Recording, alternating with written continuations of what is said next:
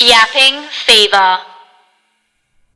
Hello, welcome to Yapping Fever, the podcast about all things 20s, careers, dreams, chaos, growth, and the realness of adulting.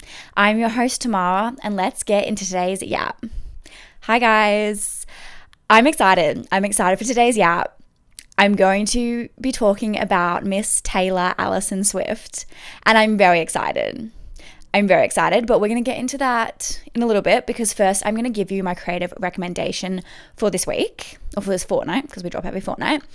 And my creative recommendation this week is a TV show.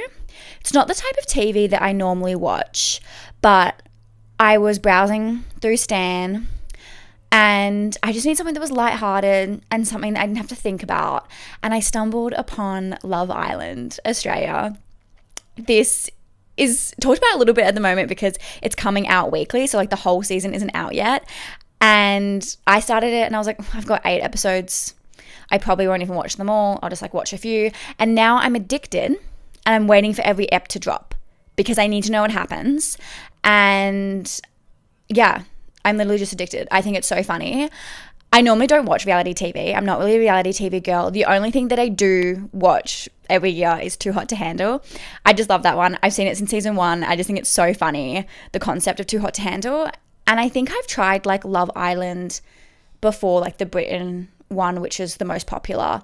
But there was ads on 9 Now and that just annoyed me. So I never finished it. But I am very addicted to this season. There's definitely a lot going on. It's getting chaotic. This season, they've called it the year of sinning, and it's like there's a lot of sinning going on. My favorite people on the show at the moment are Isabel. I really like her. I think she's really genuine. She's gorgeous. They're all gorgeous, to be honest. But yeah, she seems really genuine. At the moment, she has a good connection with Connor. I don't know if like the latest maybe that's going to be like tested, but I don't know. I think she just seems like she's on Love Island to actually find love. And I also like Yana. I feel a little bit for Yana, a bit of a spoiler, but her real life ex comes into the show and I just think it rattles her a bit. And I do think the producers did her dirty. Yes, it makes good content, but I feel bad for her. I just think that would be tough. And the boys, my favorite is Ross and Mike. I think they're both hilarious. They're so funny. Ross just always wants the goss. There's a scene where he's like eating popcorn, listening to the girls have a chat, and just wants to eavesdrop. I think he's so funny. And he always does like handstands in the pool, just very carefree. And then Mike, I think it's funny as well. There's a scene where he's just trying to get Yana to eat an omelette and she doesn't want to eat it because her ex is walking to the villa, and it's just so embarrassing for him. It's just hilarious and embarrassing. But yeah, that's what I've been binging at the moment. And you should watch it too, unless you're my dad, because sometimes my dad listens to this podcast and he'll be like, absolutely not, Tammy. Like, why are you recommending that? Reality TV is the worst. And it is, but if you want something that's like fun and you want to laugh and it's so carefree and you don't have to pay attention, I recommend that. I'm watching on Stan because you don't have to get ads. But I'm also the person who I don't like when they tell you what's coming up next. So every time it's like, coming up next, like in this episode or coming up next episode, like I have to skip that part. I don't like spoilers. But it's funny. Watch it. If you are watching it, tell me who your favorite is. Tell me who you think is going to last. Or do you think like the couples aren't actually real? Like I really think Isabel really likes Connor. Do you think she's just faking it? Let me know. Let me know your thoughts. So that's my creative recommendation. But getting into today's ep, like I said at the top, we're going to be talking about Taylor Swift. And more precisely, we're going to be talking about her new album, The Life of a Showgirl. So, The Life of a Showgirl is Taylor Swift's 12th studio album. And I'm a little bit late to be talking about this because she has released it over a month ago, but I still wanted to give my opinions. There's a lot of chatter about it. There's a lot of talk, very, very mixed opinions from both people who are Taylor Swift fans to people who aren't. And I just decided, like, even though it's a month late, I think some of the noise and some of the chatter has died down about like the criticism. So let's just give my opinion as someone who's been a Taylor Swift fan for a long time. For some context, I started liking Taylor Swift from when I was 8 years old. The first time I ever heard her, I was at a gymnastics class and Love Story played on the radio. And I remember running home to my mum and being like, I love this song. Like, can I get the album? She bought me the Fearless album. And then later for Christmas or for my birthday, either or, she got me tickets to the Fearless concert, which was so exciting. And then ever since then, I've literally just been a diehard Taylor Swift fan. Like, if you know me, every time Taylor Swift releases a song, every time like an album's coming out, everyone's like, what do you think, Tam? Like, are you excited? Oh my God, like your girl's releasing something or doing something. I'm like, I know. It's great. So before I talk about this album, I'm just going to give a brief history of Taylor Swift as an artist. She started off as a country singer with her debut album. She dropped that when she was 16 years old, very young. She moved to Nashville, I think, when she was like 13 or 14 after convincing her parents.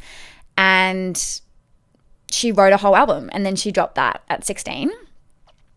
I don't really listen to Debut. I think it was the album before I was a fan, so I've never really got into it. However, there are some bangers on it. My favorites are Our Song, Picture to Burn. And even though I don't listen to that whole album, I love those 3 songs. Like, Our Song is one of my all-time favorite Taylor Swift songs. And I love how in this album she has like her country tang that people think she put on, but I don't even care if she put it on. I just think it's great. I just love it. Then at 18, she dropped Fearless. This was the album that I think changed her life. Like, it was her first taste of like real fame. She had the songs Love Story, You Belong With Me, and those ones like threw her into stardom. She won Album of the Year at the Grammys in 2010 with this album. And that's when that famous moment happened with Kanye West where he got on stage and was like, I'm gonna let you finish, but Beyonce had the best album of all time. And the controversy that caused between the two of them that has kind of gone on for years. But I feel like that also like was so talked about and kind of propelled her music and people learned more about her from that. And yeah, at 18, winning Album of the Year is huge. I love the Fearless album. I do go back to it. My favorites are Fearless, Hey Stephen, Tell Me Why. It's just such a good album, like from start to finish, I think. White Horse is heart-wrenching. I just think for 18, like she was already like really good at writing songs. And then after Fearless, we got Speak Now. Speak Now is an album that I do like, but I don't go back to heaps. It's actually an album that she wrote all by herself. Critics said that there's no way an 18-year-old is writing her own music because she like claimed that she wrote Fearless. Or like the songs on Fearless. Of course, like there's other songs listed. So they're like, critics were like, no, she didn't write those songs. Like she's lying. So then she was like, I'm going to prove it. And she wrote this whole album with no other help from songwriters. And it's got some great songs. My favorite songs from this album are Sparks Fly, Speak Now, Last Kiss, Better Than Revenge, the OG version. Sorry, Taylor. And I just thought of the other one. What is it? Oh, Story of Us. Story of Us. There's just so I actually should listen to the album more. Haunted's really good as well. It's just such a good album, and I can't believe she wrote that all by herself. But I do think it is forgotten a little bit about. Like I don't know, maybe it's just me who forgets it. I don't go back to it that much. But I also remember the artwork, like the photo album cover was her in this purple dress and it was stunning. And I remember I got that one, like the CD for like a Christmas present, and I had Sparks Fly on repeat for literally like 2 years. Okay, then we had the album Red, which I feel was like another big shift in her fame. She ditched her like curly hair for straight hair. It was like a fall album. This is when she started dating like Jake Gyllenhaal and Harry Styles. And this album was a country album, but it's had more elements of pop. And because of that, I think it made her songs even more popular. Like she was hitting the radio stations frequently with the songs of I Knew You Were Trouble, We're Never Getting Back Together, and 22. And I think her fame grew immensely in this era. I love the Red album. The whole image around this album is stunning. I really think she really lent into like it being a fall album and it being cozy. And it's one of my all-time favorites. I remember like the Lucky One on that album. Like me and Mum love that song. Starlight's so good. I went to her concert and I think I wrote the lyrics to Stay, Stay, Stay on a poster when I was like 10. It's not my favorite one from the album anymore, but I just really liked it. I just think like the songwriting in here is really good. And I know that like that was an era where people were like, didn't like her music because it was very like repeated. Like We Never Get Back Together was quite like repetitive, but I think the songs that weren't the singles have some incredible songwriting, like All Too Well, which of course she then wrote like the 10-minute version of and gave us like a few years ago. Then, because Taylor likes to shift things up, we had another change, and Taylor gave us her first ever full pop album, 1989. She changed completely into pop, I think, because the Red album did not win the album of the year at the Grammys, and she said before that really hurt her. So instead of, because Red was like half country, half pop, she decided, I'm gonna make the leap and just do a full pop album. And this album was brilliant. It was so good. It is, I think, in my top 3. It's so hard to say with Taylor albums because there's like 12 of them now, but it's just such a good album. She really, I think, like blew people away with this one, how she could actually pull off a pop album. I remember when this was announced and people were like worried. They're like, she won't be able to do this. It won't be good. And then when it came out, I don't remember what the news article was, but I remember that I think it could have been the Rolling Stones. And they said this was like the pop album that had like no modern references and was just like so good. Like she blew away critics and released this most incredible album. I also think that Blank Space, the music video, is the best music video she's ever made. I love the Blank Space music video. I love that entire song. I think it's genius. I think it's funny. I think it's poppy. And this is her era of like hardcore New York. This is when she like cut her hair shorter. She had like that famous girl squad. She was flying high in her career. So Blank Space is one of my favorites from that album. How You Get the Girl. New Romantics is one of my favorite songs of all time, and that was the bonus track, one of the bonus tracks on this album, and I absolutely adored it. I listened to that all the time.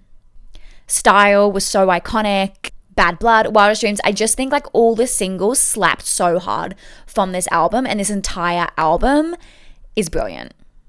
I also think that the bonus tracks that she gave us 2 years ago when she like re-released Taylor's version is the best bonus tracks of an album we've ever got.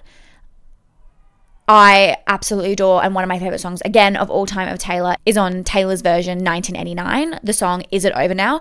Oh my god, I could listen to that song on repeat for the rest of my life. I love it. I also really like Suburban Legends that she dropped. Also Slut is so good. I actually think like all the bonus tracks in 1989 on Taylor's version were so good, and I'm kind of sad we didn't get them earlier, but also like I'm so glad she gave them to us eventually, because Slut, Suburban Legends, Is It Over Now are iconic. The best album. Okay, then came that famous phone call, which actually did end up being proven that it was false.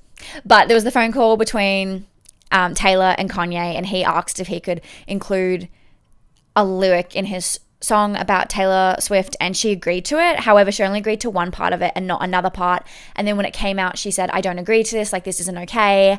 And Kim posted the video of like that was edited of the phone recording saying that Taylor agreed, which then about 5 years later I think came out that she never agreed to it, but whatever, that's not the point. The point is that like Taylor was ridiculed and hated by the entire like media, by the entire public, besides me. But like everyone hated her, and she just dropped off the face of the earth. She was not seen physically for an entire year.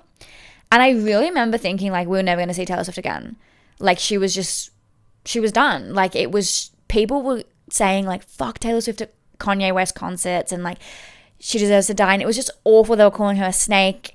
And then after a year, she dropped Reputation. And you would think that I'm a 1989 girl by the way I talked about that album, but I am 110% a Reputation girl. When people ask me what my favorite Taylor Swift album is, even though it changes, ebbs and flows, I always say Reputation. I think I will forever be a Reputation girly. That album is in my veins. I cannot tell you. I think I relate to it a lot.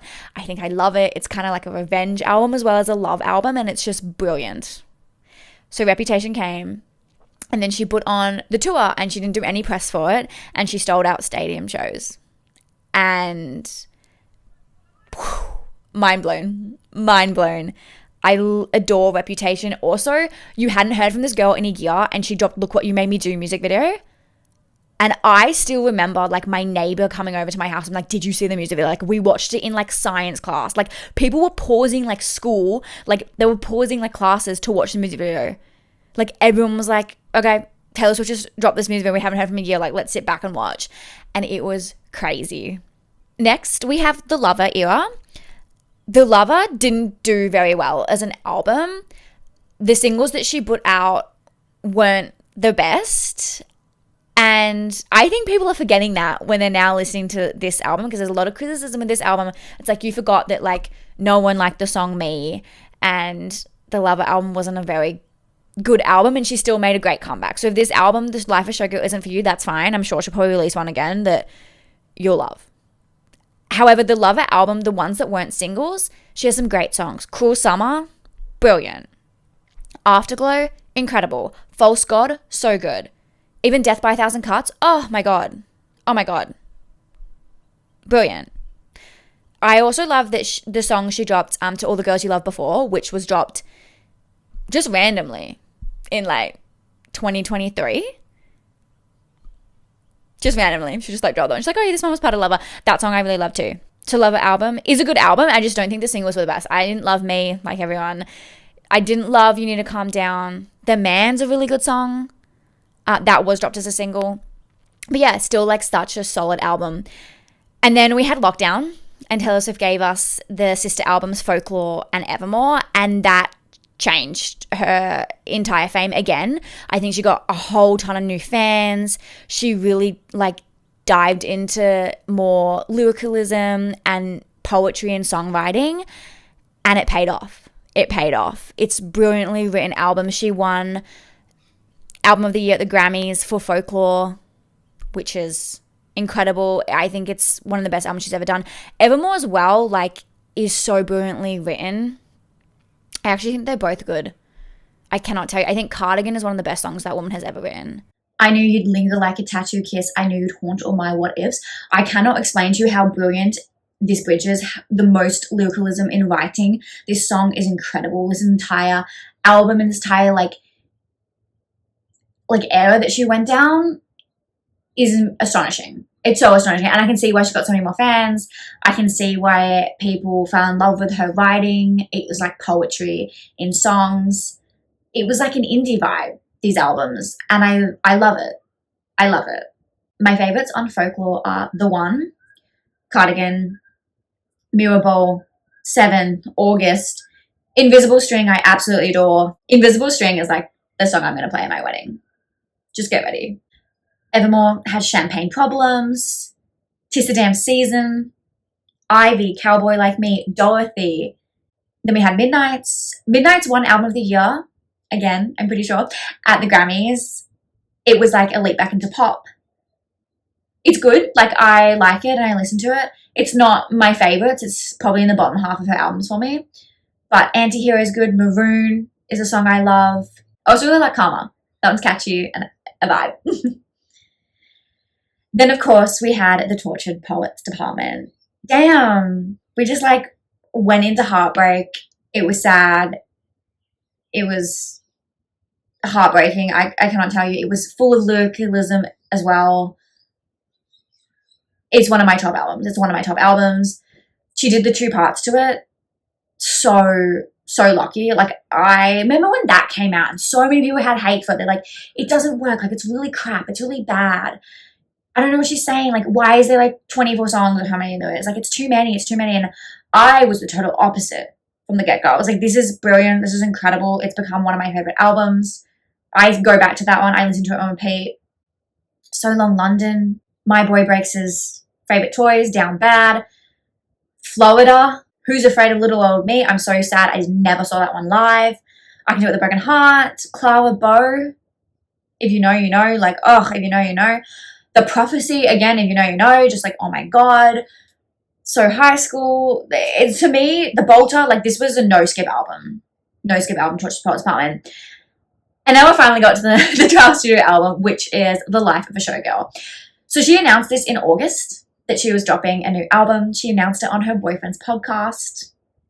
How exciting. People were like shocked. I remember when I found out she was going on the podcast, I didn't think that's how it would go. I didn't think she was going to announce it that way. But what a queen. I love it. And she said it was only 12 songs. There was no bonus tracks. There was no extra bits. And that's true. Like, nothing else has dropped in the month that it's been out. Sometimes she, like, hides things, but that has been very true. And she said it was a pop album. And she said she was really proud of it. And it came out October 3rd. And here's my opinions on it. Okay, to give you my full opinion on this album, I feel like we need to go track by track. So that's what I'm going to do. I'm going to tell you my opinions on each song and each track. So to start us off, we've got The Fate of Ophelia. This is the opening song on the album. And on first listen, I didn't love it. It didn't draw me in straight away. I felt like it was a bit of a, okay, like fine. However, by the fourth listen, oh my God, I was grooving. I love it. Now, I think it's really good. It's in the top half of the album for me, definitely. I also think the music video helped me kind of love this song. I watched the music video a little bit later than when it was first dropped because I was traveling. And then when I watched it, my jaw was on the floor. I said before that Blank Space is my favorite Taylor Swift music video, but this one is second. I think this is great. I love the costumes. I love the sets. I love the wigs. I love how each scene is one take. I just think it's amazing. It's amazing. I think she looks incredible. I can't believe Taylor Swift's just dancing a little showgirl outfit and showing her belly button like that. Like, if you know, you know. You were around in 2015. Yeah, so I just feel like it's really good. The last outfit that she wears where she gets like the football chucked at her, I love that scene. You can tell that this song straight away is about Travis Kelce and her, but I just love the subtle hint towards like pledge allegiance to your team, and then she gets thrown a football. I just think that's so cute. I actually screamed. I was like, oh my God, queen. Yeah, so I really like it now. I also feel like for the people who aren't the biggest Swifties like me, this is the song they're loving. I have a boyfriend, he's not really a Taylor Swift fan, but he was like, oh, I like this one. This one's catchy. One of my close friends, like, listened to a few Taylor Swift songs, but again, like, isn't a diehard Swiftie. And she's like, oh, this one's my favorite. And at the start, I was like, oh, okay, I get it. And now I'm like, oh yeah, I feel like this is poppy. I feel like it tells a story, but it's not like complex. And it's like a fun one. I like the little dance she does as well that's going around on TikTok that is from her music video. Yeah, I think it's great. I think it's the perfect way to actually set up this album. I think it does lean into her like pop era as well as like a little bit of storytelling. And the chorus to me is just so catchy. It is keep it 100 on the land, the sky, pledge allegiance to your hands, your team, don't care where the hell you've been because now you're mine. I just feel like, I don't know, it's giving like the love from like Fearless, but then the vibe of like 1989 pop, as well as a little bit of like lyricalism without being too complex. The next track is Elizabeth Taylor. Oh my God. This song on first listen, I was hooked. Jaw on the floor. It starts off a little bit slower, like with the line, that view of Portofino was on my mind when you called me at the Plaza Athénée. And then when there's the beat drop and she goes, and if your letters ever said goodbye, and then it's like beat drop, I'd cry my eyes violet, Elizabeth Taylor, jaws on the floor. I love it. It is like, someone said it was spooky. Actually, the Shameless Girls, I listened to their review as well, said it was spooky. And yeah, it kind of is. And I love that vibe. I think this type of like Taylor Swift song, she has a few like this, always draw my attention. This is my favorite song on the album. My favorite line from this entire album is be my NY when Hollywood hates me. I love that because Taylor has always referred to NY as like her favorite city. It's talked about a lot in 1989. She makes reference to it in the Lover era, and I just think like her safe haven has always been New York. The song lyric, be my NY when Hollywood hates me, reminds me of that song in the Lover album called False God, when she says the line, I can't talk to you when you're like this, staring out the window like I'm not your favorite town, I'm New York City, I still do it for you, babe. Saying that like she's New York, like you can't not want to have her, like you want her so bad. But I think in this sense, it's talking about how Travis is her New York, how she needs him instead, which I actually think is really cute. And through like when they have each other, they can get through this fame and this chaos. But I also think this song, of course, it is talking about Elizabeth Taylor, and it talks about Elizabeth Taylor's life that just happens to match Taylor Swift's life quite a lot. So using like both girls, it's great. I adore this song. I also really love the line, I've been number one, but I've never had two. I think it refers to the fact that like she's been a success and she's had number one hits, but she's never had like two people. She's never been in a partnership where she's like, this is my soulmate and we've got each other who are going to back each other, where I feel like now she does. I really love it. Like the beat, I can't get over the beat. It's so good. I also really recently listened to the acoustic version of this song, because now the acoustic versions of these songs are out, and the vocals in this song are incredible. At the end, she kind of does like some riffs and she does some like vocals, and I actually think it's stunning. And I feel like on this song and like the pop version, you don't get as much as those like really good vocals. I feel like they're more in the background. Like she definitely has the layering of her vocals on the songs, but you can't hear it as well. And then on the acoustic version of this song, her voice is beautiful. It's mesmerizing. The vocals blew me away. Number 3 is Opalite. As soon as this one started, I liked it. It had a boppy feel. The chorus is so fun. It's a dance song. It's a hopeful song. It's like nice and happy. My mum listened to this album as well when it dropped. I've kind of made her into a Swiftie. And she was so cute. She texted me saying like, oh, Opalite's your song. And I think it's because of the line, like my mum always said you were dancing for the lightning strikes. And I just think she thinks I'm like that. Like I just keep going. And I think that's really sweet. And I think it's like so hopeful. And I love her. It's like, you know, you're dancing to the lightning strikes. And now everything's going to be okay. Like now you've got it. Taylor has also mentioned that opal is Travis's birthstone, and so that's how she got the idea of Opalite. And I think it's such a cute love song. It's absolutely about their relationship. In the song as well, I think it's one of the songs that definitely has links to her old music. There's a line in this song at the start which says, I used to live with ghosts, and it's a link to like Antihero, I think, where she says that the ghosts haunt her at the start of the song. All the people she's ever ghosted like stand in the room. And in LOML, there's the line dancing phantoms on the terrace, as it's like the ghosts of her last relationships.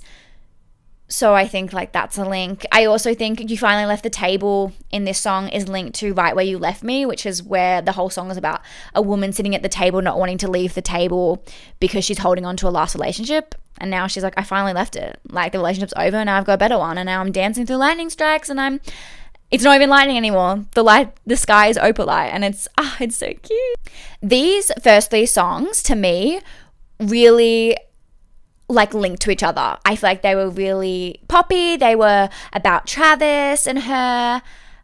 I just feel like they gave the same vibe. Even though Elizabeth Taylor is like a really different beat, I feel like it gave the same vibe. Then we go to track 4, which is Father Figure. And to me, this was like a big shift in the album. I was sitting on the floor packing my suitcase in Germany when I first heard this song. The suitcase was not shut. It was annoying. I was tired. And I was listening to the song and this album for the first time. And I cannot tell you how hard my jaw hit the floor when I heard the line, I can make a deal with the devil because my dick's bigger. I actually went back. I went back and I was like, I did not hear that right. Taylor did not just say that line, and damn, she did. And people who I've been talking to about this album either hate it or love it, and I love it. I love it. In the clean version, she said, my check's bigger, like she's got more money, so that's why she makes deals with the devil, which I think also works well. I like the dick line. I think it works well in the context of the song. I think this song gives like mafia boss vibes, like big energy boss, like definitely like masculine leader thinking he's the best. And then Taylor's like, but I'm going to come on top because I'm actually like on top and I'm going to protect the family. I think it's about her music being stolen. I absolutely think it's about Scott Buscetti, who is the one who sold her masters, and him thinking that he could control her, and then her being like, nah, I'm actually going to land on top. I love it. I think the beat's really good. It gives a dark, eerie vibe, this song. The bridge also has the lines, you want to fight? you've got it. I've got the place surrounded. You'll be sleeping with the fishes before you know you're drowning. That line holds so much anger, and I cannot like say that line without like kind of yelling it. I just think I think this has some raw anger to it, this song. And I think it's playing into this fantasy idea that, you know, she's the boss and stuff, but I think that there's truthfulness behind it, and being like, her being like, I protect the family, is her saying that like, I'm going to protect my music. I want my masters. Her saying, I've got the place surrounded, is saying like, she's got fans who are going to back her. Yeah, this song I didn't love like first, like I was shocked by this song first listen. I didn't love it. It grew on me. And I think it's good. I do like it. Now, I think the lyricalism in this song is quite strong. I think she's got some good one-liners. Track 5 is Eldest Daughter. If you're a Swiftie, you know the significance of track 5. If you don't know the significance, I'm going to give you a little bit of a rundown. Track 5, since her first ever album, has been known as the song that's the most saddest or most vulnerable. It holds significance for normally being a sadder, slower, meaningful, nostalgic song. This is a tradition that started on debut, and it has been going on for the whole time she's released albums, and fans now wait to know what track 5 is. I really like this tradition. I think it's cute having a song that like she thinks is the most vulnerable or most saddest or one of the most important songs to her, and she puts it as track 5. I'm going to give you the list of every track 5 song Taylor has ever given us. Debut, we've got Cold As You. Fearless, White Horse. Speak Now is Dear John. Red is All Too Well. Reputation is Delicate. Lover is The Archer. Folklore is My Tears Ricochet. Evermore is Tolerate It. Midnights, You're On Your Own Kid. The Tortured Poets Department is So Long London, and it's also like the deluxe version has How Did It End? And now The Eldest Daughter. Not all of them are sad songs. I don't think How You Get the Girl is a sad song. I don't think it's very strong in terms of like sadness or meaningful. Delicate as well isn't sad. It's more vulnerable, talking about like she wants this relationship to work. And then of course like So Long London is like heart-wrenching, same as How Did It End. White Horse is pretty sad too, from Fearless. So yeah, it doesn't always mean the saddest, but it's one of like the most significant Taylor Swift songs is a track 5. The main takeaway from this song from critics, fans, or non-fans, or like actual music critics, is they don't like it. Doesn't live up to the standard of what a track 5 from a Taylor Swift album should be. People think it's the worst out of the list. I don't think it was ever going to be as sad as her last album. I don't think you were going to top So Long London and How Did It End. Like, that whole album is literally heartbreak. It's so sad. I also think So Long London is written beautifully. The way, like, the intro is, it kind of sounds like a choir. So I don't think it was ever going to be that. I don't think it's the worst out of the whole list. I do think that, like, How You Get the Girl is not as strong as this song. In saying that, it's not my favorite from the album. It's probably my least favorite song on the album. I don't love the chorus. That's where people seem to have the most problem with it. They don't like the line, I'm not a bad bitch and this isn't savage. It's not the best line in the world. The clean version says, I'm not the baddest and this isn't savage. And I think that flows better. I do think that works nicer. I think I like the clean version of this song better. But I actually think this song is pretty heartbreaking. People think it's not a good song as well because you can't work out if she's talking about her career, if she's talking about her and Travis, if she's talking about past relationships. It's not very coherent to them. I don't really care. I think it's sad. I think it starts off this song and it goes, everybody is cutthroat in the comments. Every single hot take is cold as ice. I think that line is so true. I think it's so bang on. The internet is such a cruel place. And I think she's being vulnerable saying like that. And I think it's kind of like ironic because this album has so much bad press. However, Rolling Stones did give it 5 out of 5, just so you know. But people aren't really loving this album. And yeah, I think people are so harsh on the internet. And she's literally just told people, you guys are like the worst. You're so mean. And I think that's kind of ironic and kind of like a dig at the haters or the fans who think they have the right to be so mean. There's also a line in there that said, when I don't believe in marriage, that was a lie. Oh my God, that gives me shivers.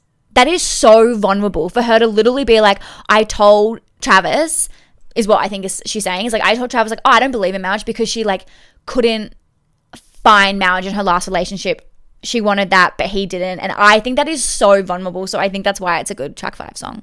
And I think it says like she wasn't trusting men in relationships because like she had to convince herself she didn't believe in marriage. Like, I wouldn't want to marry her either, the people pleaser. That's a hint to a line from a different song of hers. So yeah, I also think the bridge is beautiful. The bridge is lovely. People on social media seem to be liking the bridge.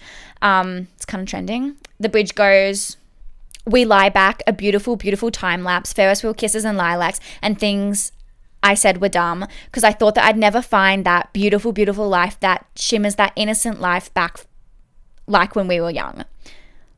I think that's really cute. I think that's cute that she didn't think she'd find this beautiful life and now she's got it. I do think it's a vulnerable song. Sorry to everyone who doesn't agree. Number 6, Ruin the Friendship. I love this song. It is groovy. It is boppy. And then there's this shift. And when I was listening to the song for the first time, I was on a train in Germany. I think I was going to Oktoberfest. And there was like this shift in the music with the line, when I left school, I lost track of you. And as soon as that like started, I was like, ooh, something's about to change. I can just feel it. And my heart was already dropping. And then you find out that the person she's talking about has died. And again, my jaw was on the floor. I was like, what? I was not expecting a song like this to be on the Life of a Showgirl. People are saying that it's like nostalgic, and she's writing about a friend of hers who died when she was 21, which people are aware of. Other people are actually saying that she attended a funeral in 2023 from someone from high school. Abigail was also there. Either or, it's about someone from high school who committed suicide. And that's sad. And I wasn't expecting it. No one was expecting it. I think people think this should be track 5. But the problem with this song is it's also really boppy. It's also such a vibe. Like, I do dance to it. Other people are saying also, like, I lost track of you is a hint that, like, she lost track because she went to go be a showgirl. So she didn't stay in touch with anyone from high school. She stayed in touch with Abigail, but that's about it.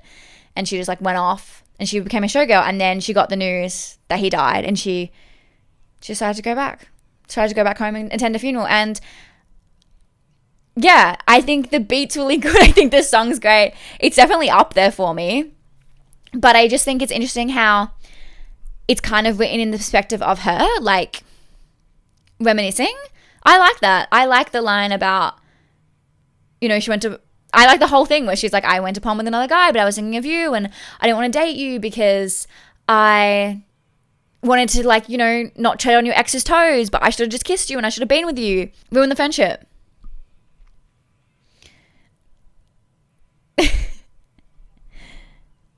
I was gonna say, do I actually think you should ruin the friendship? I ruined the friendship once. Was it worth it? Actually, probably was. I'd say, yeah, ruin the friendship. If you have a crush on a friend, ruin it. Don't want to spend your life thinking, what if? Track 8. Actually Romantic. Oh my God. I love this song. It's a diss track. Rumor is it's about Charlie XCX. I 100% think it's about Charlie XCX. And I don't think it's bad. People think it's bad because it's a diss track. I don't think it's a big diss track. I think it's actually quite nice. And I think it's fun. And I think if you go out of your way to publicly bitch about people, which is what this person did, I think you should expect a diss track. And this is your diss track. It's pretty damn nice. I really love it. There's the bridge where it's like, you think I'm tacky, baby, stop talking dirty to me. Oh my God. Every time I can't not smile, I can't dance. It's groovy. It's funny. I think it's a funny song. I think it's a bit relatable. I totally think there's people out there bitching behind my back, and I'm like, oh my God, you're obsessed with me. So cute. She follows up the line, you think I'm tacky, baby, stop talking dirty to me, with it's sounding nasty, but it feels like you're flirting with me. I also love that. I just love it. I danced this one. I think it's good. I think it's a vibe. I don't really have much more to say about that. I just like it. Actually romantic. Okay, coming up to the next one is Wishlist. This is also one of my favorites. Suck it if you don't like it. I'm sorry that you don't have a romantic life. No, I'm joking. People have mixed opinions about this one. I think people have mixed opinions about this entire album, but I personally love it. I loved it the first listen. It is one of my favorite. I think it's, if I said like Elizabeth Taylor's my first, I think Wishlist is my second. Again, the acoustic version is also beautiful. I love it in the acoustic version. I think it's sweet and soft. I think it will be played at my wedding as well. I think it's a song where you can tell that Taylor's happy. The song goes that she's like kind of listing off a wish list. And then she just goes, I just want you. I don't want anything on this wish list. I want you. People have mixed opinions about what the wish list is about. Some people think it's just random people and what they want. Other people think it's what Taylor Swift's exes want, which I could definitely see. There's a line that's like, you want an Oscar on your bathroom floor. I think Joe Alwyn probably does want an Oscar. So I think that it could be linked to like what exes wanted. And now she's like, I don't want any of that.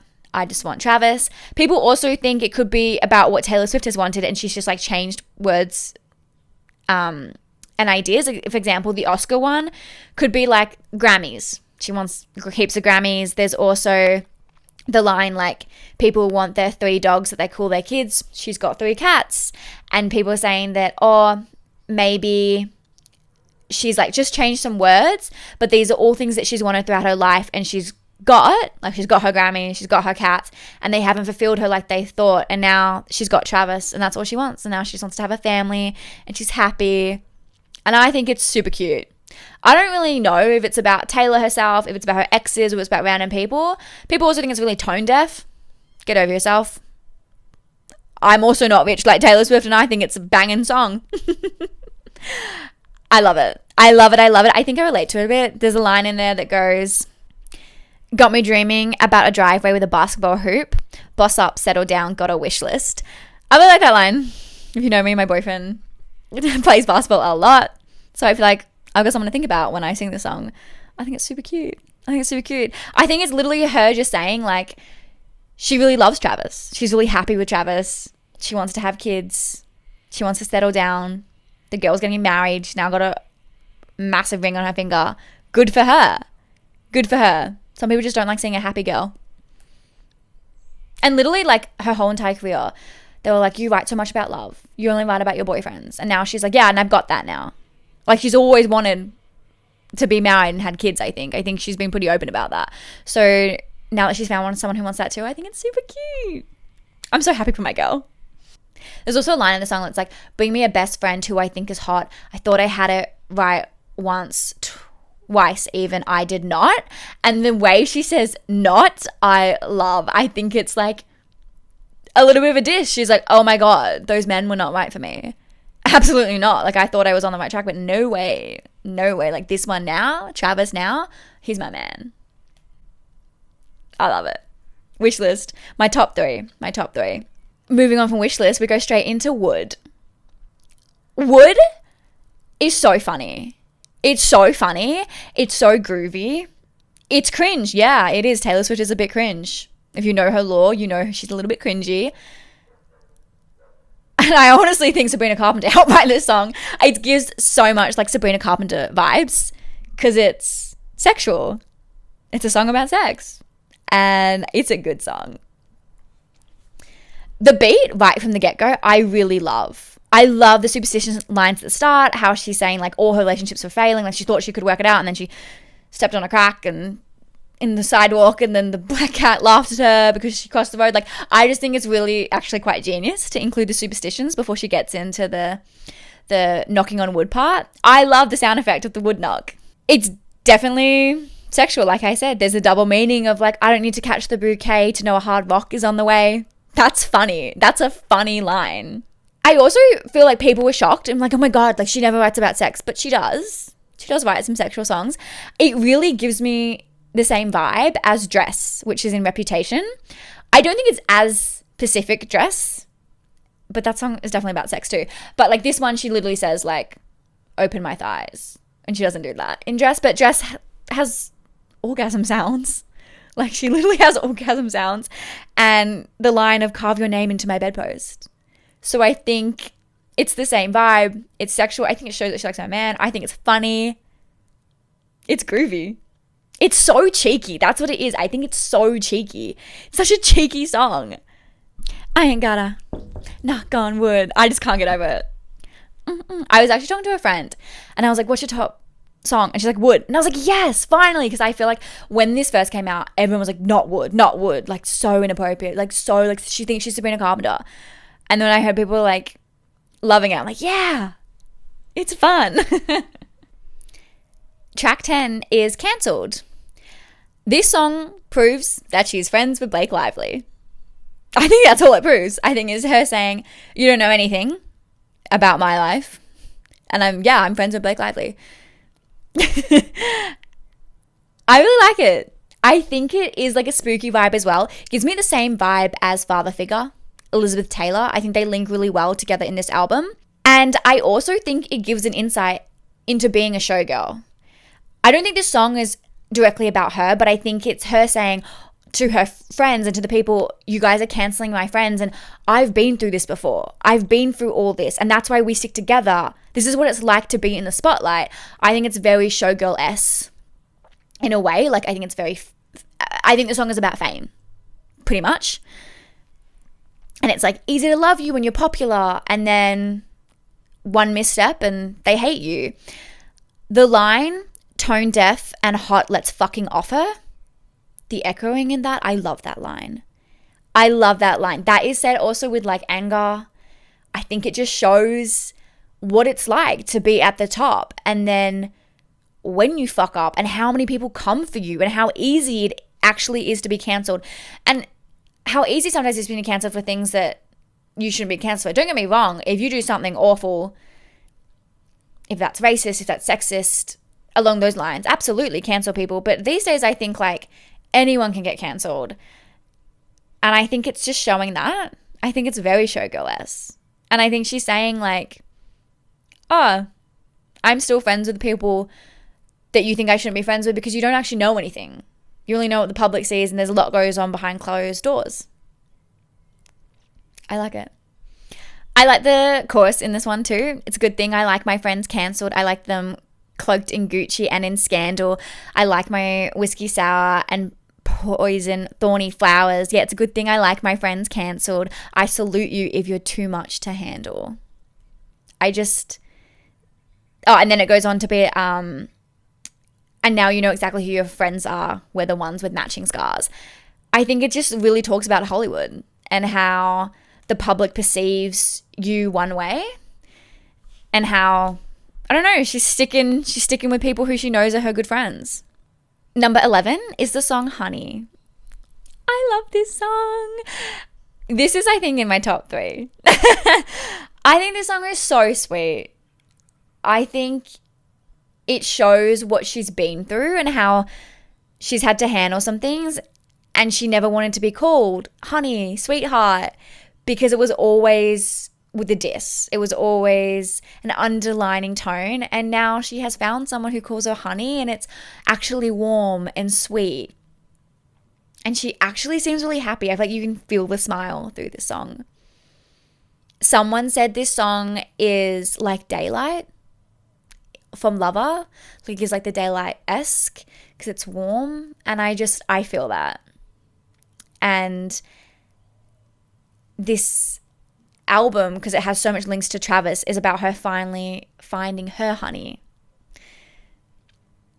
There's some great lines in this song. I love it from the start, how it straight away starts with, you can call me honey if you want because I'm the one you want. That's super sweet. And then the beat through this song is really great the whole way through. I think it shows, like I said, what she's gone through. When people called me sweetheart, it was passive aggressive at the bar and the bitch was telling me to back off because her man looked at me wrong, saying like she would get criticized all the time because men would hit on her and it wasn't her fault. Like, she wasn't even hitting on them. If anyone called me honey, it was me standing in the bathroom, white teeth. They were saying that skirt don't fit me, and I'd cry the whole way home. That one hurt me because I could just imagine it. I can just imagine it at award shows. I can just imagine it. The women, not only were men brutal towards Taylor in her whole career, women have been so vicious. And I could so see them even in like a nice demeaning way, like smiling, like, oh, honey, like, you don't look good. And I can see Taylor being upset. I think Taylor herself was really sweet. She's like, honey, and now she's finally found her honey. And then it goes on to literally say, you touch my face, we find all those blues. And when you say honey, it's literally a song about pet names. It's so cute. There's the bridge, which I adore, which goes, you can call me honey if you want because I'm the one you want. You give it different meaning because you mean it when you talk. Sweetie, it's yours. Kicking indoors, take it to the floor. Give me more. Buy the paint the color of your eyes and graffiti my whole damn life, honey. The line about like, buy the paint in the color of your eyes and graffiti my whole damn life, I think it's genius. I think it's saying that like she wants him in his life. People think the word graffiti as well links to like graffiti looks really chaotic, but it's art, and to the artist it means so much more. It's so deep and meaningful, which I think like saying like their relationships was chaotic and people thought it was fake, and to them it's actually so true and so deep. And I think it also goes on like, when people called me lovely, they were finding ways not to praise me. People think that's a dig at Joe, like because he'd never publicly praised Taylor. And I don't know if that's true or not, like that line, but I do think he didn't talk about Taylor, and he dated her for 6 years and he didn't want to say anything. And I said he wanted to stay private, but he like wouldn't mention her. Why I think she wants someone who gloats about her and says raving things and wants to talk about her. And I think Travis does that. He glows and loves talking about Taylor. He'll answer Taylor's questions. You know, he did the whole podcast with her. I think that he really like praises Taylor. The line, and you can be my one night stand forever. It's so cute. I literally cannot word it anyway. It's so cute. I think this song is adorable. I think it's so cute. And I think it's relatable if you have a good relationship. I think I like hear this song. I'm like, oh my God, like this reminds me of my partner. Like how you just like change the way I look at things and you make me feel warm and lovely. And it's just, she's happy. I genuinely think she's happy. And this is what this album is about. It's about her being happy. And I love that. I think it's a fun, happy, groovy album, and the girl deserves to put an album out like this because most of her last albums have been pretty depressing. So even Midnights wasn't supposed to be like depressing, but it's so sad when you listen to it. And this song, she's actually happy and she's having a good time. So good on her. The last song on the album, track 12, is The Life of a Showgirl, and it's featuring Sabrina Carpenter. I love Sabrina. I'm a huge Sabrina fan. And having her on this track, I think, is perfect. I think Sabrina is the newest, hottest thing in Hollywood, in the music industry. I think she really is a showgirl at the moment. She's doing so many concerts. She really gives showgirl life-esque. And Taylor's really smart to put it on the album. I think this is a great way to end this album. I like the story in this. It talks about how, like, she wanted to be a showgirl. And people are like, you can't be one. And now she is. I think it also says like, her name was Kitty, made her money being pretty and witty. They gave her the keys to the city. Then they said she didn't do it legitly. I think that really sums up what it can be like to be a woman in this industry. I think people have to work really hard to make in this industry. I think Taylor Swift's at the top of her game, but she has to go through so much scrutiny and has worked so hard. And now people turn around like, oh, she didn't do it legitly. They don't deserve it. It's just so like, you can't have a woman in success. You just don't want to see a woman succeed, is what I really think it is. And then it goes on to like the lines like, I wanted to go see this showgirl and I wanted to make it. And I was like, you're living my dream. And they're like, you'll never make it. You will never be like me. And I think you get that as well. And it's just about proving that you have to work so hard to be a showgirl. And I think this song is fun. I think it's funny. I like how Sabrina's in it. Her vocals are incredible in this song. Miss Sabrina. there's a line that said, I'd sell my soul to have a taste of this magnificent life that's all mine. But that's not what showgirls get. They leave us for dead. Again, I think it shows how fame is so harsh towards women in this industry. And I like how they end it and being like, now I'm a showgirl and I'm like never going to have anything else. Like, this is all I'm going to do for my life is to continue to be a showgirl. And I think Taylor has done that. She has so many times where she could have literally never come back, especially after like the 1989 incident into Reputation, and she came back fighting and she's not going anywhere. And I love that. I love that. And then it's like both of them saying like, and they say that through the lyrics of, thank you for the lovely bouquet. I'm married to the hustle and now I know the life of a showgirl, babe, and I'll never know another. Pain hidden by the lipstick and lace, sequins are forever. And now I know the life of the showgirl, babe, wouldn't have it any other way. And I also love the line that Sabrina sings that's like, now I make my money being pretty and witty, because I think Sabrina is a very witty person. I think her songs as well are very witty and cheeky, and Taylor incorporated that more cheeky side into this album. But literally, they get their money for being pretty and witty, and in like the best way possible. But I actually think Taylor Swift's a genius with like the best songwriter, and I think Sabrina was killing the game, working so hard. But I love it. I think this song, it's not my favorite song off the album, but I do think it really encapsulates and shuts the album in a perfect way. I think these girls are two showgirls. I think they have made their imprint in the music industry for life. And I think they're both killing the game at the moment. I think they will go down in history, especially Taylor. Like, I think 12 albums, like, you'll be remembered forever. So, yeah, I think it was a perfect way to, like, sum up the album. I also love the ending, how it's, like, actually them talking on stage. And, like, Taylor's like, thank you to the band. Thank you to the dancers. And thank you to Sabrina. Like, I just think that's so sweet. I think that's so sweet. I think that's very showgirl life and theatrical. That's not a word. Musically. I don't know the word I'm looking for, but this song was made for the life of showgirl. So that's the rundown of each song and like the album. What I think, as you can tell, I'm a fan. I like it. I like it a lot. My top 3 songs from the whole album, I think, would be Elizabeth Taylor, Wishlist, and Honey. I honestly like them all. I feel like I have been listening to this album on repeat. It's not going anywhere for me. It's really become one of my top albums from Taylor. People, when it first came out, hated this album. And they always do this with Taylor. People hated Torture Stars Apartment. People hated Midnights. And I do think that this one has received the worst criticism in a long time. But I also think people have come around to it. I think now, like, because I feel like lots of people listen to it who don't really like Taylor anyway. But now, like, people are like, oh, actually, this album's good. Like, it's got some bangers. And I understand not every album is for everyone. And it doesn't have to be your top. But I really like it. I think it really gives OG Taylor. Do I think it's the most, like, lyrical album out there? No. But I think we've got heaps of them. I think the last 5 albums have been great for the lyrics and for the poetry. We've got Folklore, we've got Evermore, we've got Torture Poets Department. I think this is fun. I think this is groovy. It gives me her old school vibes of Red, 1989. Even Fearless, because it gives me that happiness of, like, how she felt in Fearless. Like, she's actually happy and loving life. And I think you can feel that. I think you can feel that she's happy from this album and she wants to have fun. And I adore that. I feel like out of 10, this album is like an 8 and 9 for me. It really is really high up on the list. And I love that. I love that. I also love that for once in my life that there's an album drop and I like fully relate.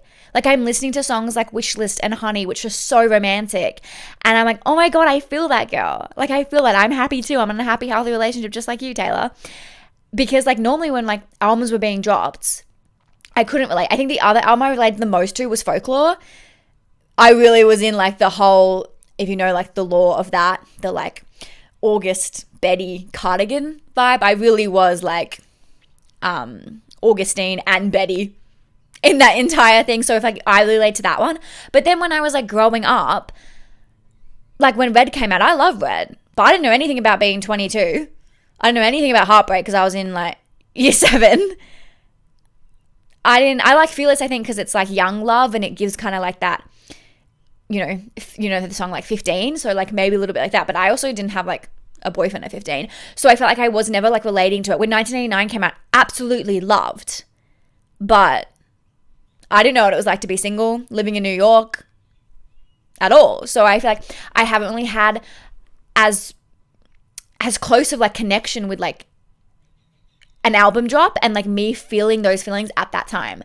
So I think that's probably why it's also high up on my list. Because I'm like, yes, I'm also in the fun, flirty, carefree, cheeky time of my life. I'm loving it. So to me, this album is like an 8, 9 out of 10. As for like a ranking out of all my albums, I feel like I'm trying to think of like, it's so hard because it depends on your mood, depends on everything, right? But I feel like my all-time favorite albums, I feel like it goes Reputation, Torture Poets Department, 1989,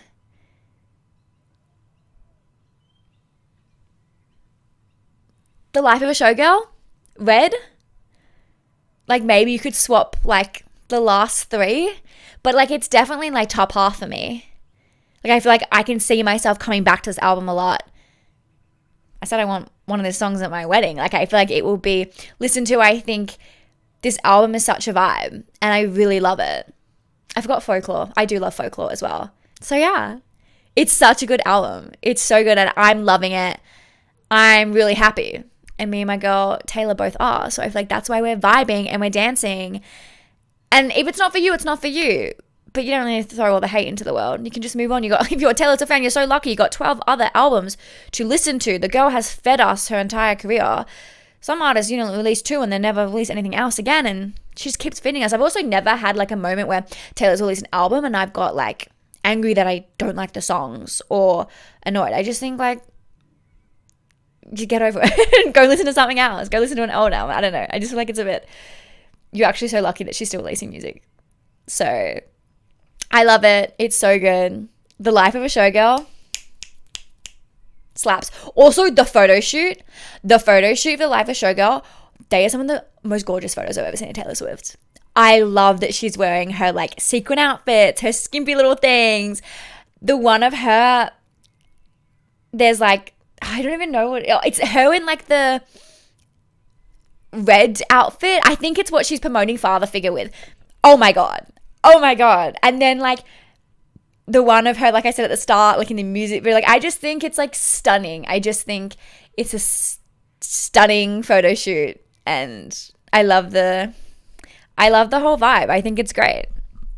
And I'm going to be happily vibing over here and dancing through all your lightning strikes. So my girl Taylor, you've done it again. You've done it again. And I'm so excited for what she's going to release next. I do think there'll be another shift. I do think she will change back and mess with us next time. But for now, she seems happy and she's excited to promote this album, which is nice because I think Torture Post Apartments is a brilliant album as well. Don't get me wrong. But you could tell that when that came out, she wasn't really wanting to promote it. Like I think she had worked through all that. While like this one she wants to promote. So go girl.